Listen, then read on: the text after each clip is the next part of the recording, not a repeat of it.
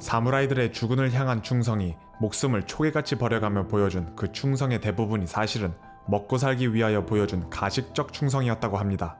그 이유로 첫 번째는 사회제도입니다. 당시의 일본은 사무라이와 평민으로 나누는 뚜렷한 신분 제도를 유지했습니다. 사무라이에게는 많은 특권이 있었는데, 첫째는 이름을 가지고 가문을 이룰 수 있었고, 두 번째는 농지를 영주로부터 받아 식생활을 해결할 수 있었으며, 셋째는 기리스테고맨이라고 하여 서민을 죽여도 그 어떤 이유도 묻지 않는다는 권리였습니다. 즉, 사무라이는 아무 때나 누구의 허가나 이유가 없이 평민을 죽일 수 있었습니다. 평민의 입장에서는 사무라이를 보면 언제 칼을 맞고 죽을지 몰라 사시나무 떨듯 떨며 지낼 수밖에 없었습니다. 당시 일본의 평민은 파리 목숨 같은 목숨에 농사지을 땅 한 평도 소유 못하고 평생을 노예 같은 삶을 살았습니다. 한마디로 사무라이는 조선의 양반보다 더한 특권을 누렸고, 평민은 상놈보다 더 참담한 삶을 살았습니다. 그리고 이 신분은 원칙적으로 세습이 되었습니다. 당시 일본인들에게 사무라이가 되는 것은 평생의 소원이었습니다. 평민은 사무라이가 되기 위하여 목숨을 걸었고, 사무라이는 사무라이 직책을 지키기 위하여 또 목숨을 걸었습니다. 그렇다면 어떻게 해야 사무라이가 될 수 있었을까요?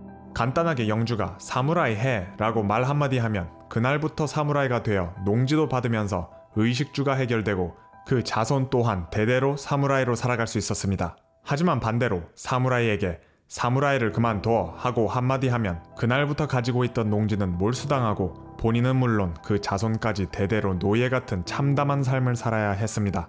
이렇게 주군은 사무라이들에게 어마어마한 존재였습니다. 감히 주군의 뜻에 어긋나는 말 한마디 번긋할 수 없었으며, 명령 불복종은 꿈에서조차 생각할 수 없는 일이었습니다. 따라서 진심으로 충성을 하든 아니면 적어도 충성을 하는 척이라도 해야만 사무라이 직책을 유지할 수 있었던 것입니다. 사무라이의 행동이 어떤 이유로든 주군의 마음에 들지 않게 되면 충성심 있는 사무라이인 양, 또 책임감 있는 사무라이인 양 스스로 할복하며 죽어야만 했습니다. 그래야 그 자손이 남아 사무라이 직책을 유지하고 농지도 보유하며 살아갈 수 있지, 그렇지 않으면 당연히 본인도 죽고 그 가족들 또한 처형을 당하거나 아니면 노예 같은 삶으로 몰락했기 때문입니다. 둘째 이유는 사회 환경입니다. 당시는 전국 시대로 매일매일 전쟁이 있던 시기입니다. 전쟁이 있을 때마다 친척이 죽고 친구가 죽고 또 수많은 시체가 여기저기 널려있는 사회 환경이었습니다. 죽음이 생활의 큰 부분이 되어 언제든 죽을 수 있다는 각오를 하고 살아야 했던 시기입니다. 규슈의 시마즈 집안의 족보에 의하면 남자들은 18세를 전후하여 죽은 것으로 되어 있습니다. 장수한다는 것은 꿈꾸기조차 어려운 시기였습니다. 세 번째 이유는 종교입니다. 당시 종교는 불교였고, 특히 불교의 윤회설이 그들의 할복에 큰 영향을 주었습니다. 매일매일 죽음을 목격하면서 삶에 대한 희망으로 지금 죽어도 훗날 다시 태어난다는 윤회설을 굳건히 믿었습니다. 그리고 다시 태어날 때 그 집안의 자손으로 훗날 태어난다고 믿었다고 합니다.